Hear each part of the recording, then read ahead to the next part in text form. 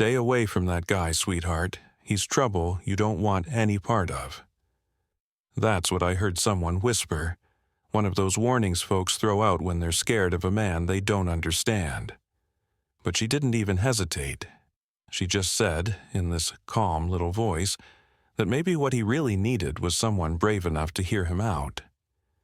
I still remember the moment she stepped into that place. A blind girl walking straight into the roughest biker bar in town like she had every right to be there, tapping her cane across the floor while the whole room froze. Conversations died. Chairs stopped scraping. Even the old jukebox quieted down like it knew something serious was happening. "Sweetheart, you shouldn't be here," the bartender, Hank, told her, his voice tight with nerves. Not with Reaper around, especially. But she didn't back away. She turned her head toward the heavy footsteps in the far corner and said again, almost in a whisper, "Maybe he just needs someone who isn't afraid to listen." And that was the moment Lily Chen met Colton Reaper Hale, the man every outlaw within 3 counties feared the most. Now, if you're someone who believes in paying attention, trusting your gut, or finding the courage to speak up when something feels off, I'd tell you to take a breath right here. Like the video, share it around, drop a comment, hit subscribe. Bike Diaries is all about stories like this. And make sure to tell us where you're tuning in from, because this one proves that heroes come in all sizes. And sometimes the smallest voices carry the biggest truth. Anyway, back to it. Marcus Stone wasn't always known as Reaper. Before all the scars and the ink and the stories people whispered about him, he'd just been Marcus, a decorated Marine who'd survived 3 tours overseas. But he didn't come back the same man. An ambush wiped out half his unit, including his kid brother who'd enlisted just to stand beside him. And when Marcus returned home, something inside him had changed forever. He started the Red River Guardians, MC, a club folks spoke about in quiet, nervous tones. Some people swore they were criminals. Others insisted they were vigilantes. Truth was, they lived somewhere in the gray between, and Marcus liked it that way. Distance suited him. Isolation fit him like an old jacket. At 6'4", covered in old wounds and tattoos that looked like they each carried a story, with eyes that had seen far too much death, Marcus didn't need to say much. When he did, people either listened or they disappeared. The Iron Wolves, his club, ran the roads around Milbrook. Nothing happened on their turf without Marcus knowing. His police file was a stack of paperwork thick enough to fill 2 folders, decorated with a bright red stamp that read, "Extremely dangerous. Approach with caution."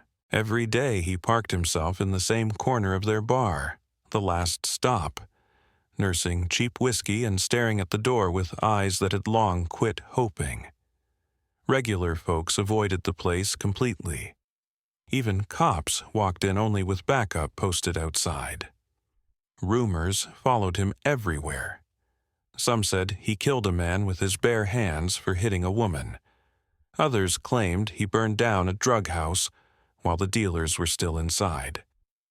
Nobody knew which stories were true, but everyone understood one thing: you didn't cross Reaper. Then came that Tuesday afternoon.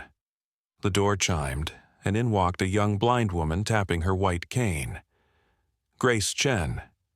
She wasn't supposed to be anywhere near that place, but trouble has a way of pushing people into the wrong rooms. Her aunt had driven her into town, desperate to find Grace's brother David, who'd vanished 3 weeks earlier. He was a journalism student digging into something big, something he'd hinted at in his last text to her, found something huge: Iron Wolves. If anything happens, then nothing. Silence. The cops were worthless. "He's an adult, ma'am," they said, probably just needed space. But Lily knew better. David never disappeared on her. Ever. The only clue she had was a matchbook from the last stop found in his apartment, so she followed it straight to the belly of the beast. The second she walked in, the whole bar shut down. Pool balls stopped mid-roll. Every head turned. Even the damn jukebox lowered itself like it was scared. Miss," Hank said, rushing toward her. I don't think you want to be here." She turned her face toward his voice, her eyes clouded but somehow sharp. "I'm looking for someone," she said. "My brother, Ethan Chen. 23, about 5'9", black hair. Someone here must have seen him." A heavy silence rolled across the room. Hank's eyes flicked toward Marcus, sitting in his corner like a carved statue, staring at her without blinking. "Sweetheart," Hank tried again, "I haven't seen anyone like—" "I'm not leaving without answers," she interrupted. Her voice was soft, but it cut like steel. "Someone here knows something. I can feel it." And that was when Marcus finally spoke. "Girl's got a death wish," he growled, his voice sounding like gravel being chewed by an engine. "Walking in here blind and demanding things." The air turned icy. She turned toward him, following the sound, tapping her cane slowly as she stepped forward. The crowd peeled back, clearing a path straight to him. "You're Marcus Stone," she said, not even asking. "Reaper," someone muttered behind her. "How'd you know?" Marcus asked, a hint of curiosity slipping through. "Your voice," she replied. "My brother described it perfectly. Said it sounded like you'd been chewing gravel and smoking despair." Marcus stiffened. The bar froze. "Your brother," he repeated. He set his glass down. "The journalist kid who couldn't take a hint." Lily's breath hitched. "You know him. Where is he?" "Don't know," Marcus said. "Don't care." But his tone, something about it cracked. Lily heard it instantly. She'd spent her whole life reading voices instead of faces. "You're lying," she said, stepping closer until she could hear the shift in his breathing. "You know exactly where he is or what happened to him. You're angry, but not at me, at yourself." The bikers exchanged wary looks. Nobody called Reaper a liar. Nobody. Marcus stood up, towering over her. She smelled the leather on his vest, the motor oil, the whiskey. He was trying to scare her, but she didn't back down. "People say you're dangerous," she said quietly, "that you hurt people. But I don't think that's the whole truth." "Then you're a fool," he snapped. "Maybe," she whispered. She tilted her head a little, like she was studying him without needing to see him. "Or maybe," she said softly, "you just forgot what it feels like when someone actually looks past the stories people tell about you."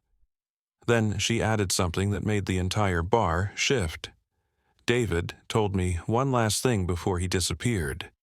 He said, 'People fear these bikers, Leo, but I watched their leader hand his own jacket to a homeless veteran standing out in the rain. Didn't say a word, just walked away. There's more to these men than folks think.'" Marcus froze, completely still. He knew exactly what night she meant. 3 weeks earlier, bitter cold. An old Marine had been shivering outside a convenience store wearing nothing but a thin t-shirt. Marcus had noticed the dog tags hanging against the man's chest, and without saying a thing, he'd given him his own jacket, shoved $70 into his hand, and pointed him toward the VA clinic. He never told a soul, but David had seen it. The kid had been watching from the shadows. "Your brother was too damn curious for his own good," Marcus said quietly. "Started poking around things that weren't meant for him." "What things?" Lily asked.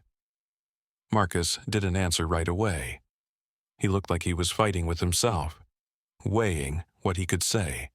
The whole bar held its breath. When he finally spoke, his voice had dropped so low that only she could truly hear him.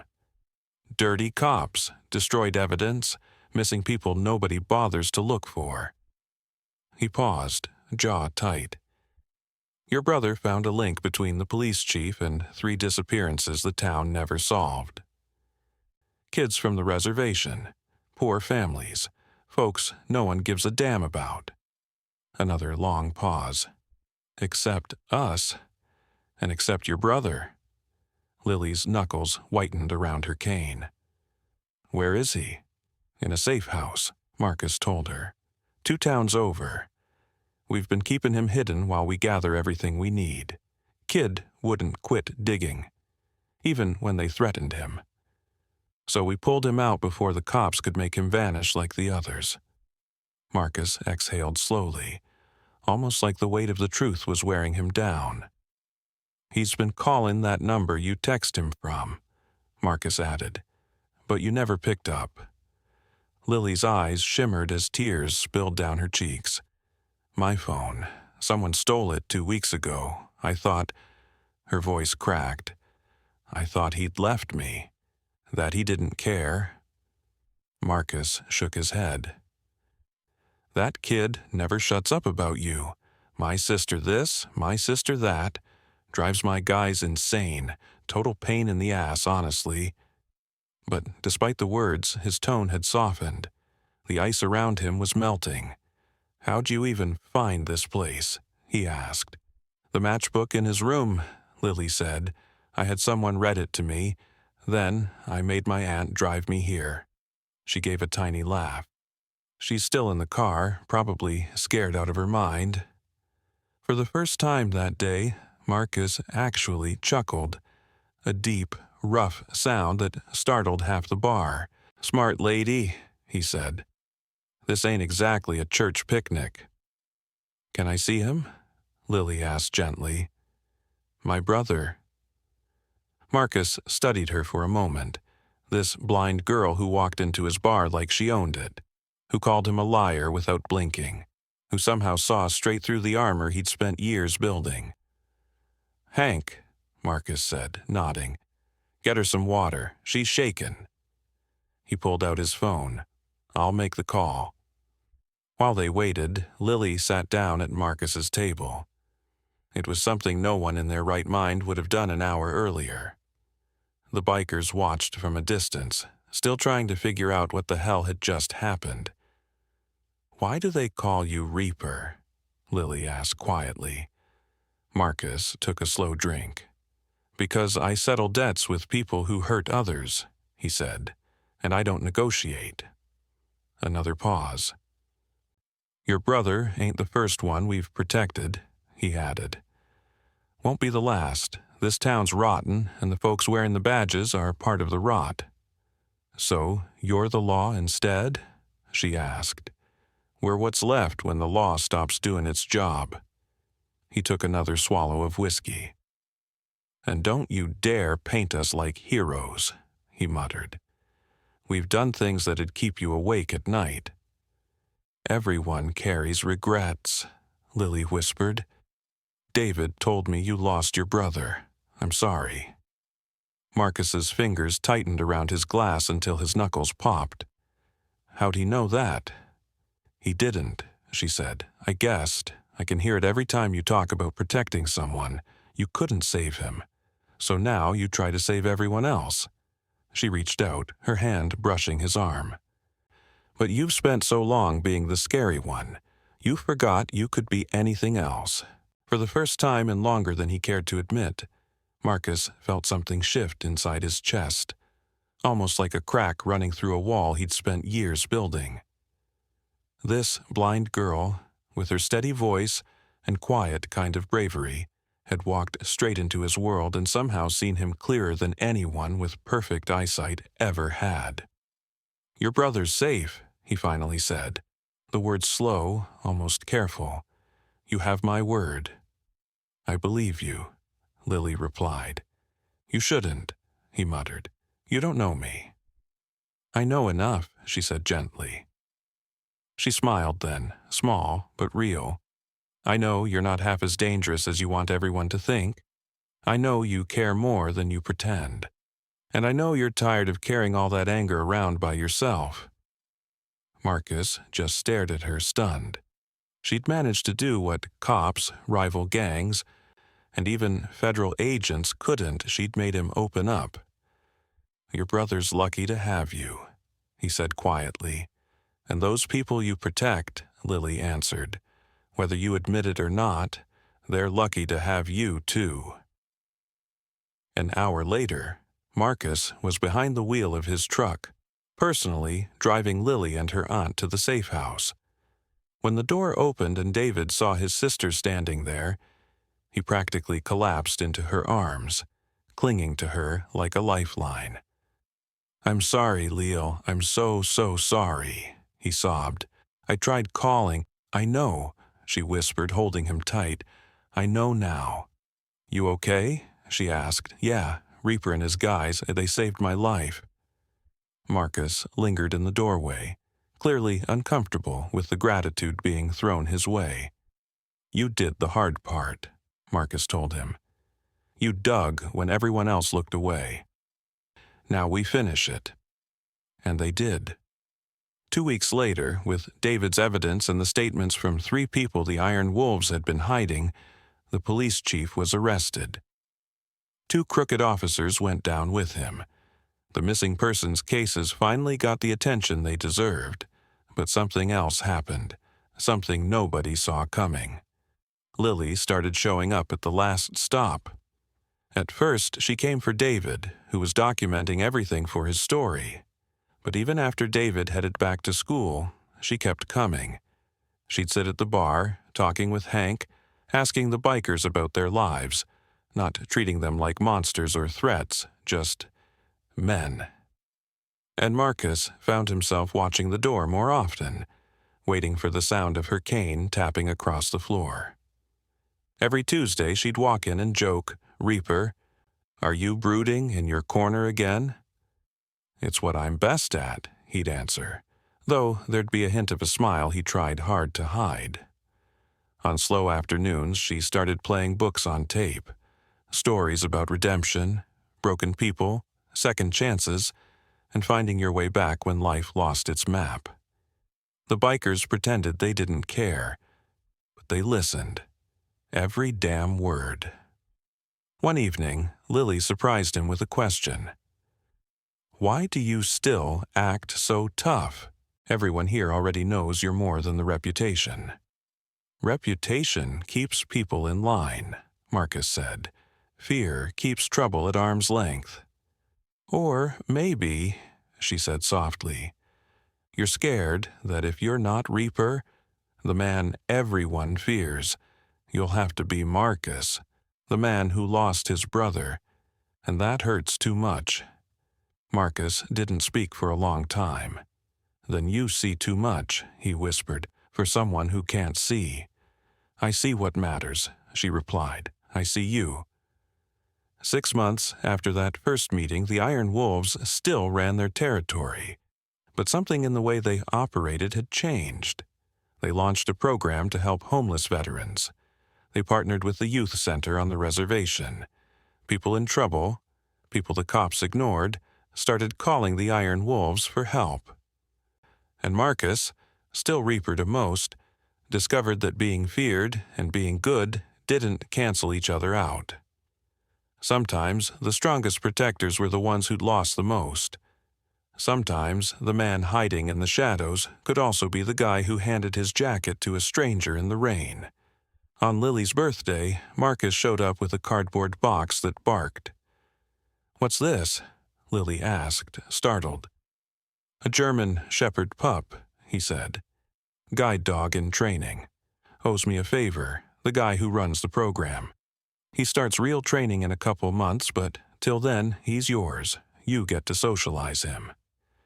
Lily reached into the box, her hands brushing soft fur, and tears rolled down her face.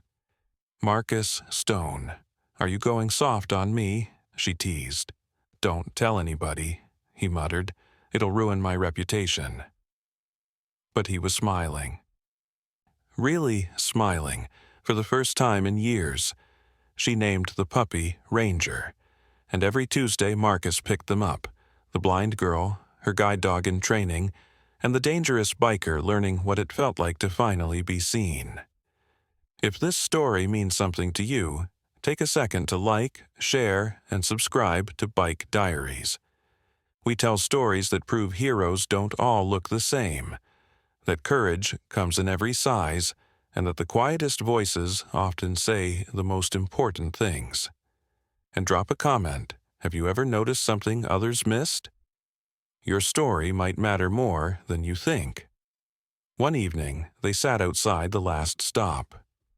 Marcus watched the sunset while Lily listened to the changing air. "What changed?" she asked. "That first day I walked in, you could have thrown me out. Why didn't you?" Marcus thought about it. "You reminded me of my brother," he said. "He was smaller than me, always picking fights he couldn't win. Never backed down, even when he should have. Stubborn as hell." He paused. "And you walked in like you belonged there, like you weren't afraid of dying. I respected that." "I was terrified," Lily admitted. "But sometimes the things that scare us the most are the things we need to step toward." "Wise words," Marcus said. "I learned them from someone who was too busy pretending to be dangerous to realize he was already wise." She reached out, and Marcus took her hand, rough, scarred, but steady. "You're not a reaper, Marcus," she murmured. "You're a shepherd. You just dress scary so the wolves think twice before coming near your flock." Marcus laughed, a real, warm laugh that echoed across the parking lot. The bikers inside looked up like they'd heard a miracle. "David still bugging you for that interview?" Marcus asked. "Every week," Lily said. "I keep telling him you'll talk when you're ready." "Tell him he can have one," Marcus said, "on one condition." "What's that?" "He stops calling me Reaper in his articles. My name is Marcus. Time folks heard it." Lily squeezed his hand. "I think that's a good idea."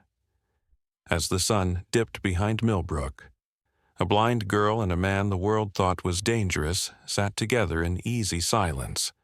Two lost souls who somehow found each other against all odds. Turns out you don't need eyes to recognize a good heart. Sometimes you just need the courage to look past the armor and see the person inside it. And sometimes the people you fear the most aren't dangerous at all. They're just protecting something the only way they know how. Thank you for watching. If this story reminded you to trust your instincts, to speak up, and to pay attention to the details others ignore, hit share. Subscribe to Bike Diaries for more stories that prove heroes walk among us. Courage comes in every shape, and sometimes the smallest person in the room changes everything. Tell us in the comments, what would you have done if you were in Lily's place?